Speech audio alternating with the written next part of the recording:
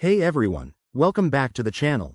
Today, we're tackling a super practical topic: how to send money from your Bank of America account to SoFi in 2025. With banking tech advancing quickly, this process has become even easier and more secure. Whether you're funding investments, paying bills, or just moving cash around, I'll walk you through it step by step. Let's dive in. First things first, make sure you have your Bank of America online banking account set up and your SoFi account details handy, like your account number and routing number. This will save you time and avoid any hiccups. Step 1. Log into your Bank of America account. Use your username, password, and complete any two-factor authentication for extra security. Step 2. Once you're in, head over to the Transfers or Move Money section. It's usually right on the dashboard or in the menu. Look for something that says External Transfers. Step 3. Select the option to transfer to another bank or add a new external account. If SoFi isn't already linked, you'll need to enter the details here.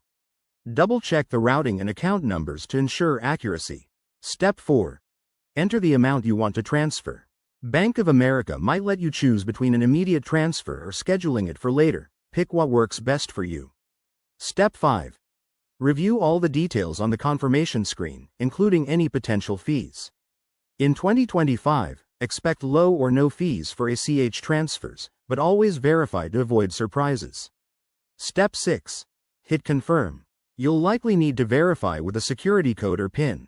Once done, you'll get a confirmation message, and the funds should hit your SoFi account in 1 to 3 business days.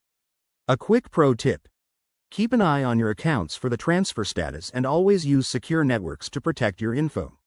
If you run into any issues, reach out to Bank of America's customer support. They're usually helpful. And there you have it. You've just mastered sending money from Bank of America to SoFi. If this video helped you out, smash that like button, subscribe for more finance tips, and drop a comment if you have questions. Thanks for watching, and see you in the next one.